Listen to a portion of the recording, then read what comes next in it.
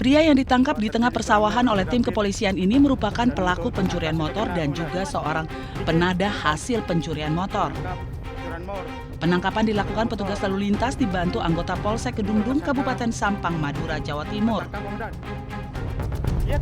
Sebelum terjadinya penangkapan ini, pria berusia 37 tahun telah dikejar oleh petugas anggota Lantas Polres Sampang hingga sampai di tengah persawahan. Setelah tertangkap di tengah persawahan, pelaku warga Desa Sawah Tengah, Kecamatan Robatau, Kabupaten Sampang tersebut langsung dibawa petugas dari lokasi kejadian menuju mobil polisi guna diantarkan ke rumah Polres Sampang untuk dimintai keterangan lebih lanjut. Kejadian berawal saat anggota lalu lintas sedang melakukan operasi zebra tiba-tiba mendapatkan informasi dari polisi Polres Kediri, Jawa Timur bahwa terdapat seorang pencuri motor dan juga seorang penadah hasil curi motor membawa motor hasil curiannya dari terlacak melalui GPS atau penunjuk arah digital.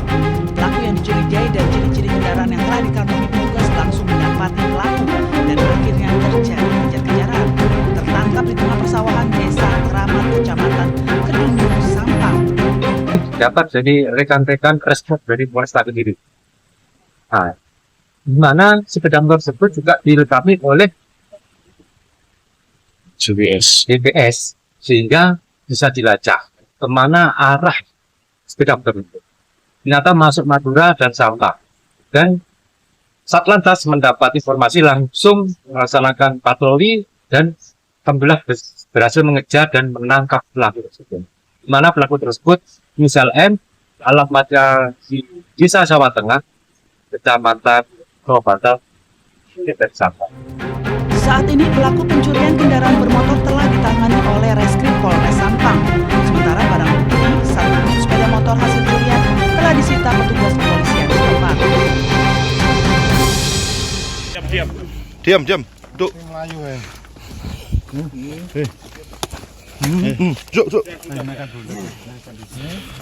Satuan Reserse Kriminal Polres Tuban menangkap seorang pria bernama Anas Thohir, usia 32 tahun di Magetan, Jawa Timur. Pria ini diduga menipu seorang wanita dengan mengaku sebagai anggota polisi. Kasus ini bermula saat pelaku berkenalan dengan korban melalui media sosial dan sebagai anggota Resmo Polda Jawa Timur. Korban lalu menjalin hubungan asmara dengan pelaku yang memperkuat kebohongannya dengan menunjukkan senjata api, HT, dan atribut lainnya. Belakangan pelaku mulai meminta uang dengan berbagai alasan. Transfer pertama sebesar 1,5 juta hingga akhirnya total kerugian mencapai 170 juta rupiah. Karena merasa janggal, korban menanyakan identitas korban ke anggota polisi yang ia kenal dan baru menyadari bahwa dirinya jadi korban penipuan. Kepada korban dengan alasan pelaku mengalami laka.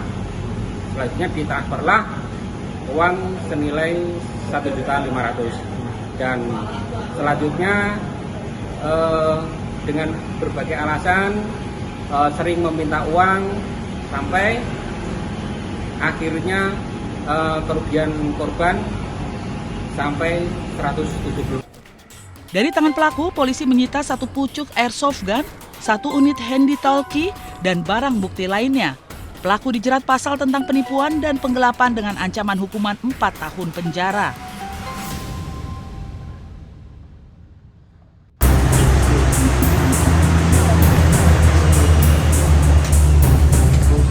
Mendapat banyak laporan adanya manusia silver di sejumlah perempatan Jalan Kota Pasuruan, Jawa Timur, petugas Pol PP Kota bergerak melakukan razia.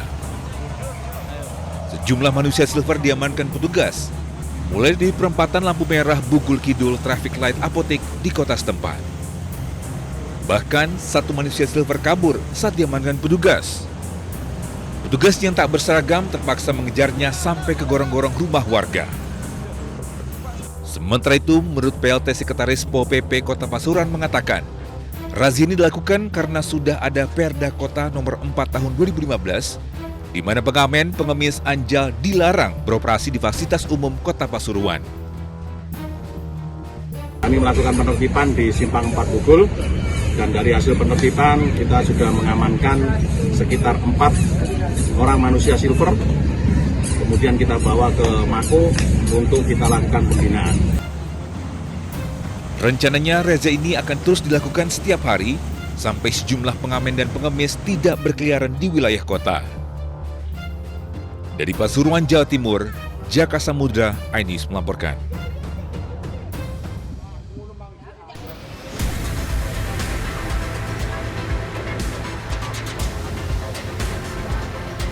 Fakta terbaru terkait kasus kematian diplomat muda Arya Daru Pangayunan diungkap Polda Metro Jaya dalam proses audiensi polisi dengan pihak keluarga. Pengacara keluarga Arya, Nicola Aprilindo, mengungkap fakta sekaligus isu sensitif dalam perkara itu. Menurutnya, polisi menyampaikan fakta bahwa Arya Daru tercatat pernah check-in di hotel bersama dengan sosok perempuan bernama Farah. Nicolai meminta hal itu diusut tuntas oleh kepolisian, serta meminta kasus dinaikkan ke tahap penyidikan dan dilakukan gelar perkara khusus. Selain periksa Farah, Nicolai juga meminta Polda Metro Jaya memeriksa sosok pria bernama Dion. Farah dan Dion diketahui menjadi sosok terakhir bersama Arya Daru di sebuah mal. Jadi informasi itu disampaikan oleh 3 orang bahwa almarhum pernah check-in dan sebagainya. Tapi tidak diketahui pasti check-in-nya untuk apa, untuk siapa. Yang jelas dikatakan itu bersama seorang wanita bernama Farah. Makanya kami minta untuk diperdalam pemeriksaan terhadap Farah. Kemudian masukan-masukan kami kepada pihak penyelidik bahwa kami minta untuk kasus ini dinaikkan dalam tahap penyidikan dan dilakukan gelar perkara. Untuk diketahui, jenazah Arya Daru ditemukan dalam kondisi mengenaskan di kamar kosnya di kawasan Menteng, Jakarta Pusat pada 8 Juli 2025. Ia ditemukan dengan wajah terbungkus plastik dan lakban kuning, sehingga timbulkan spekulasi publik bahwa korban diduga dibunuh. Namun sejauh ini, penyidik tidak temukan unsur pidana dalam kematian Arya Daru. Berdasarkan hasil penyidikan polisi, disimpulkan tak ada keterlibatan orang lain dalam kematian Arya. Meski begitu, polisi belum menghentikan kasus ini dan masih terima informasi lainnya terkait kasus ini apabila ada bukti baru. Apalagi ponsel milik Arya Daru hingga kini belum ditemukan. Dari Jakarta, tim liputan iNews melaporkan.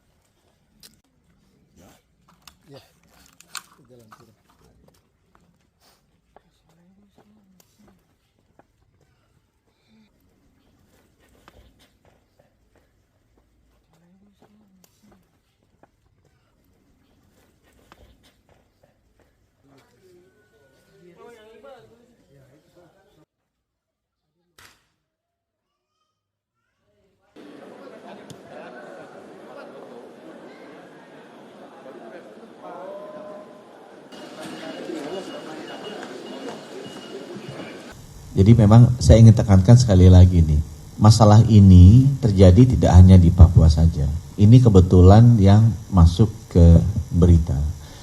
Tapi daerah-daerah lain hal ini pun terjadi. Ya. Jadi apa yang secara sistematis Kementerian Kesehatan melakukan? Tadi teman-teman lihat kan, dokternya pergi aja seminar, dan dokter kan berhak untuk melakukan pendidikan kan, pengen ilmu. Itu nggak ada backupnya. Ya. Kalau ataupun ada di rumah sakit lain, tidak ada dokter lainnya gitu anestesi. Jadi memang kekurangan dokter spesialis dalam hal ini obgyn dan anestesi itu masif terjadi di luar Jawa. Jadi kasihan kejadian-kejadian ini menimpa saudara-saudara kita yang ada di luar Jawa. Itu sebabnya untuk masalah yang mendasar ini Kementerian Kesehatan membangun sistem pendidikan hospital base, dan nanti kita akan mengakselerasi perekrutan putra-putri daerah. Putra-putri daerah. agar mereka tinggal di sana, mereka pegawai di sana, nggak usah nanti pindah-pindah lagi gitu ya, kesempatan kerjanya bagi putra-putri daerah juga bagus, agar kemudian mereka bisa menjadi dokter spesialis, belajar menjadi dokter spesialis di daerah asal mereka berada.